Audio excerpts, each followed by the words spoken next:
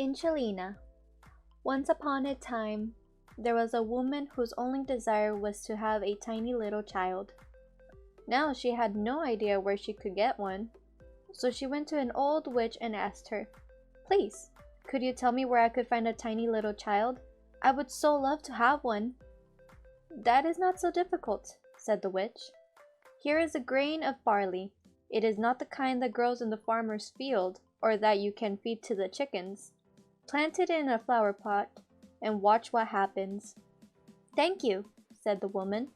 She handed the witch 12 pennies and she went home to plant the grain of barley. No sooner was it in the earth than it started to sprout. A beautiful big flower grew up. It looked like a tulip that was just about to bloom.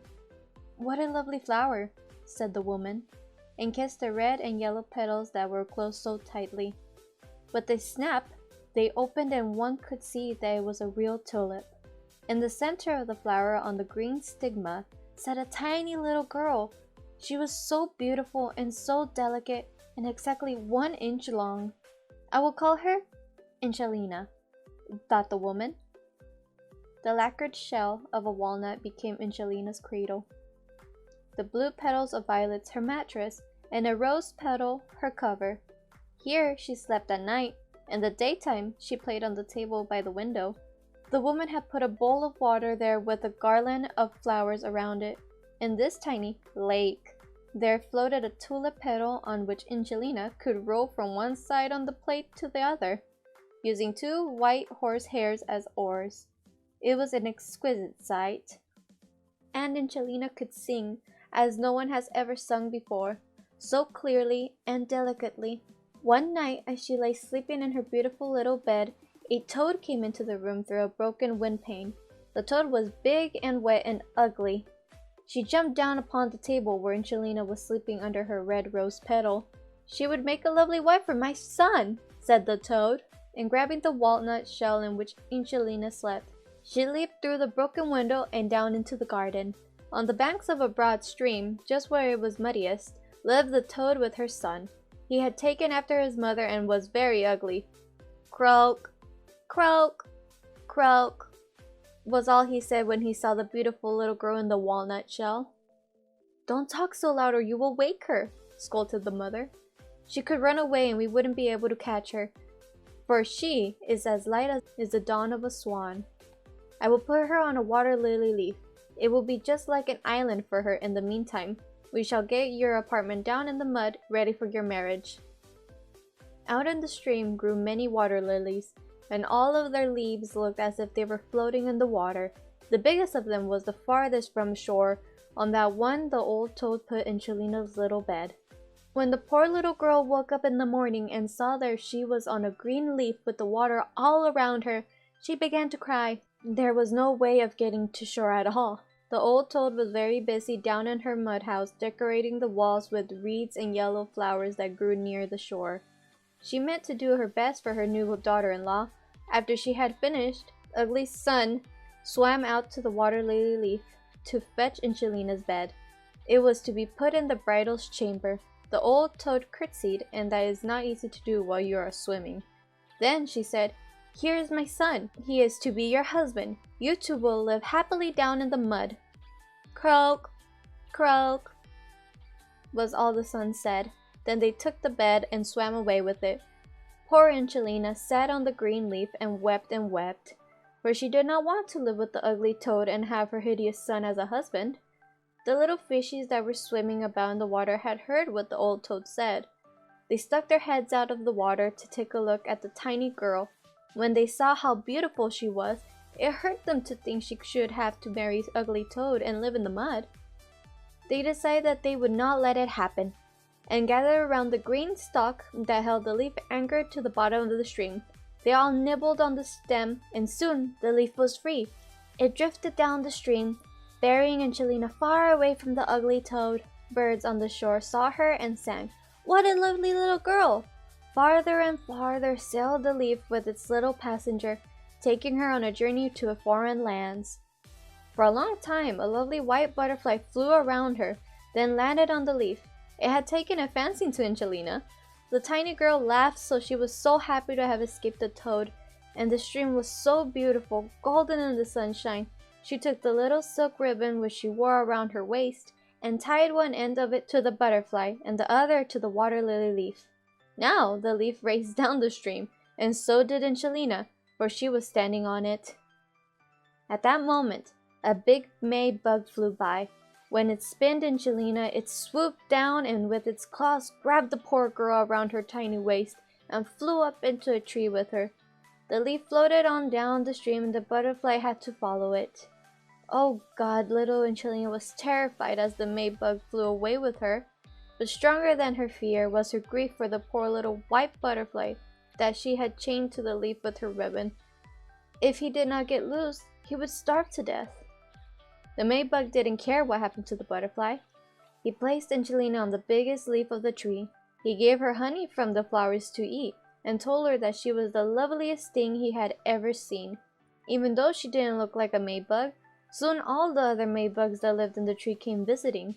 Two young lady May bugs, they were still unmarried, wiggled their antennas and said, "She has only 2 legs. How wretched! No antennas and a thin waist. How disgusting! She looks like a human being. How ugly!" All the other female May bugs agreed with them. The May bug who had caught Inchelina still thought her lovely, but when all the others kept insisting that she was ugly, he soon was convinced of it too. Now he didn't want her any longer, and put her down on a daisy at the foot of the tree and told her she could go wherever she wanted to, for all he cared. Poor Inchelina cried. She thought it terrible to be so ugly that even a May bug would not want her, and that in spite of her being more beautiful than you could imagine, more lovely than the petal of the most beautiful roses, all summer long, poor Inchelina lived all alone in the forest. She wove a hammock out of grass and hung it underneath a dock leaf so that it would not rain on her while she slept. She ate the honey in the flowers and drank the dew that was on their leaves every morning. Summer and autumn passed, but then came winter, the long cold winter. All the birds that had sung so beautifully flew away. The flowers withered, the trees lost their leaves, and the dock leaf that had protected her rolled itself up and became a shriveled yellow stalk. She was so terribly cold. Her clothes were in shreds, and she was so thin and delicate. Poor Inchelina, she was bound to freeze to death. It started to snow, and each snowflake that fell on her was like a whole shovelful of snow would be to us. Because we are so big, and she was only 1 inch tall, she wrapped herself in a wise neat leaf, but it gave no warmth, and she shivered from the cold. Not far from the forest was a big field where grain had grown. Only a few dry stubbles rose from the frozen ground, pointing up to the heavens. To Inchelina, these straws were like a forest. Trembling, she wandered through them and came to the entrance of a field of Mouse's house. It was only a little hole in the ground, but deep down below the mouse lived in warmth and comfort. With a full larder and a nice kitchen, like a beggar child, Inchelina stood outside the door and begged for a single grain of barley. It was several days since she had last eaten.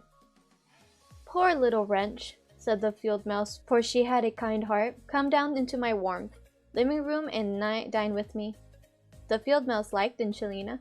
"You can stay the winter," she said, "but you must keep the room tidy and tell me a story every day, for I like a good story." Inchelina did what the kind old mouse demanded, and she lived quite happily. "Soon we shall have a visitor," said the mouse.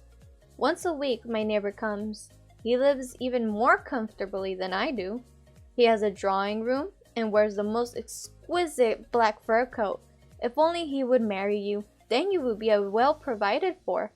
He can't see you for he is blind, so you will have to tell him the very best of your stories." But Inchelina did not want to marry the mouse's neighbor, for he was a mole. The next day he came visiting, dressed in his black velvet fur coat.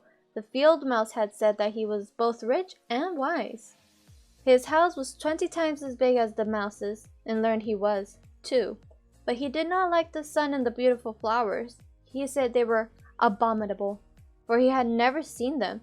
Inchelina had to sing for him, and when she sang "Frère Jacques dormait beau," he fell in love with her because of her beautiful voice. But he didn't show it, for he was sober-minded and never made a spectacle of himself.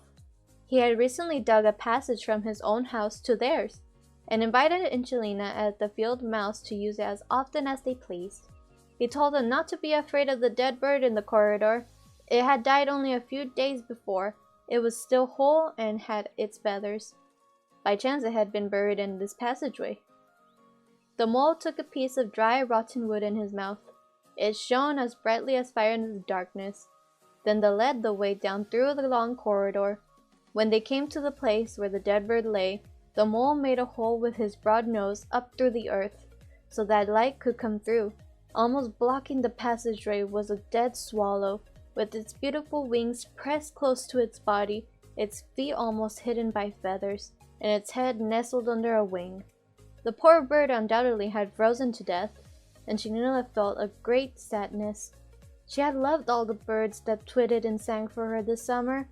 The mole kicked the bird with one of his short legs and said, "Now it has stopped chirping.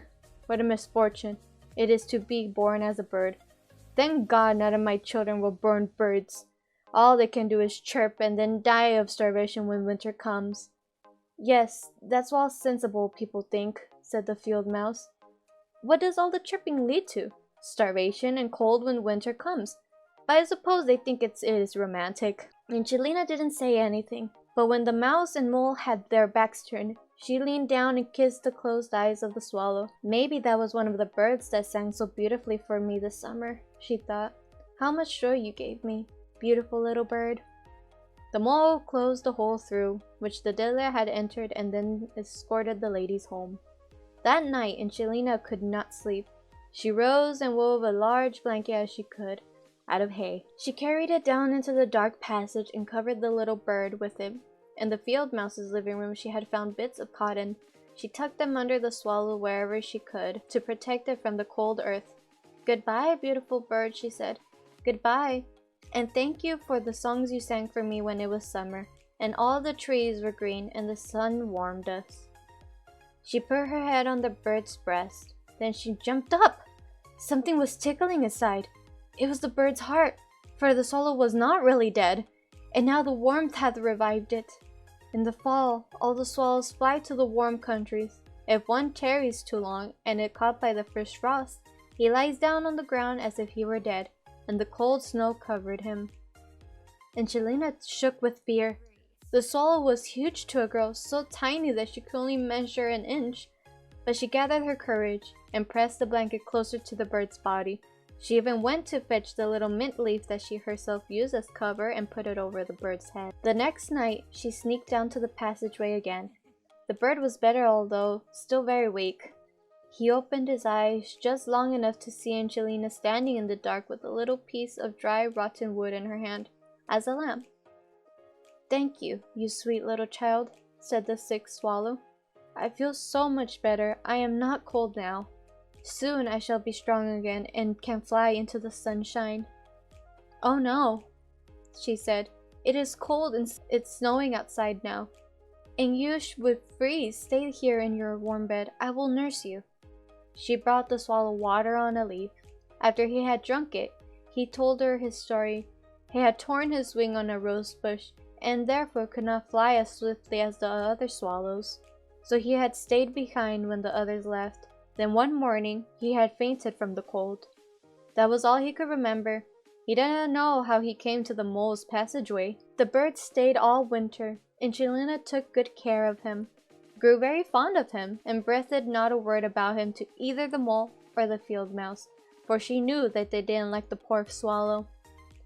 As soon as spring came and the warmth of the sun could be felt through the earth, the swallow said goodbye to Inchelina, who opened the hole that the mole had made. The sun shone down so pleasantly, the swallow asked her if she did not want to come along with him.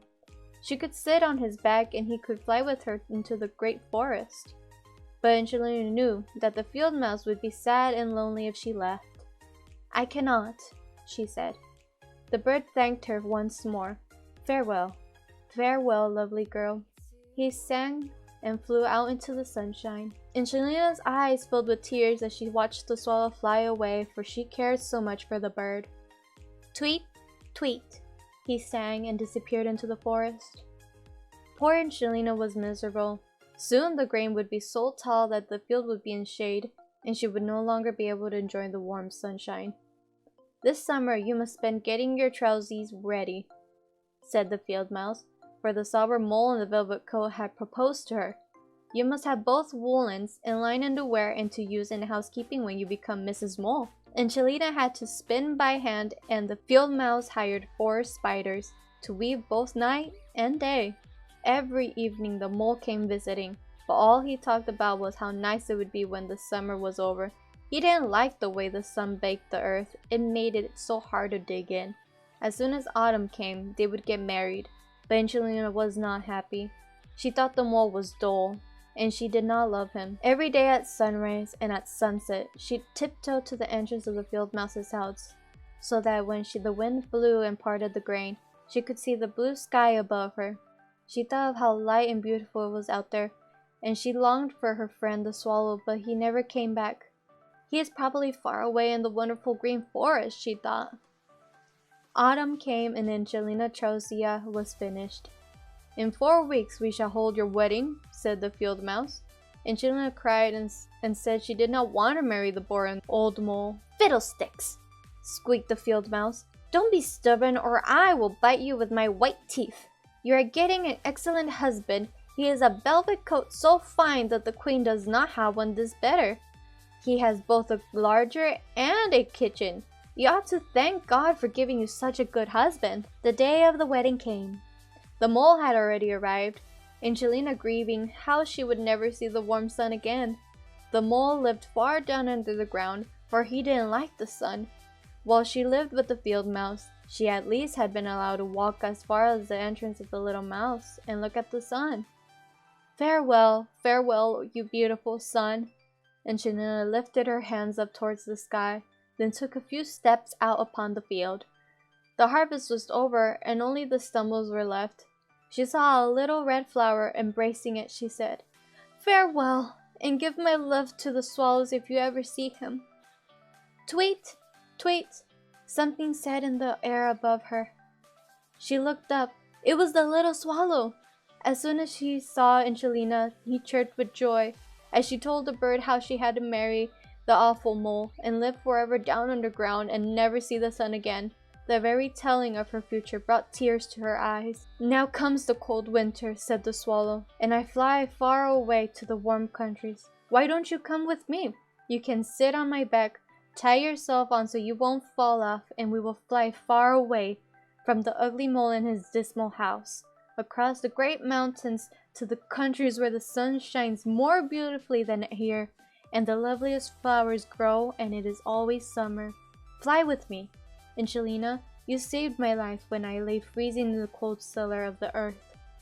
"Yes, I will come," cried Inchelina, and climbed up on the bird's back. She tied herself with a ribbon to one of his feathers, and the swallow flew high up into the air, above the forests and lakes, and over the high mountains that are always snow-covered. Inchelina froze in the cold air, but she crawled underneath the warm feathers of the bird and only stuck her little head out to see all the beauty around her. They came to the warm countries, and it was true what the swallow had said. The sun shone more brightly and the sky seemed twice as high. Along the fences grew the loveliest green and blue grapes. From the trees in the forest hung oranges and lemons. Along the road the most beautiful children ran, chasing many-colored butterflies. The swallow flew even farther south, and the landscape beneath them became more and more beautiful. Near a forest on the shores of a lake stood the ruins of an ancient temple. Ivy wound itself around the white pillars. On top of these were many swallows' nests, and one of them belonged to the little swallow that was carrying Inchelina. "This is my house," he said. "Now choose for yourself one of the beautiful flowers down below, and I will set you down on it. It will make a lovely home for you." "How wonderful!" exclaimed Inchelina, and clapped her hands among the broken white marble pillars grew tall. Lovely white flowers. The swallow sat her down on the leaves of one of them, and to Inchelina's astonishment, she saw a little man sitting in the center of the flower. He was white and almost transparent, as if he were made of glass. On his head he wore a golden crown. On his back were a pair of wings. He was no taller than Inchelina. In every one of the flowers there lived such a tiny angel, and this one was the king of them all. "How handsome he is!" whispered Inchelina to the swallow. The tiny little king was terrified of the bird, who was several times larger than he was. But when he saw Inchelina, he forgot his fear. She was the loveliest creature he had ever seen, so he took the crown off his own head and put it on hers. Then he asked her what her name was and wherever she wanted to be the queen of the flowers. Now here was a better husband than old Mother Toad's ugly son, or the mole with the velvet coat. Inchelina said yes. And from every flower came a lovely little angel to pay homage of their queen. How lovely and delicate they all were, and they brought her gifts, and the best of these was a pair of wings, so she could be able to fly, as they all did from flower to flower. It was a day of happiness, and the swallow from his nest in the temple sang for them as well as he could. But in his heart he was ever so sad, for he too loved Inchelina and had hoped to be the partner for her. "You should not be called Inchelina any longer," said the king. "It is an ugly name. From now on we shall call you Maja." "Farewell, farewell," called the little swallow. He flew back to the north away from the warm countries. He came to Denmark, and there he has his nest, above the window of a man who can tell fairy tales. "Tweet, tweet," sang the swallow, and the man heard it and wrote down the whole story. The end.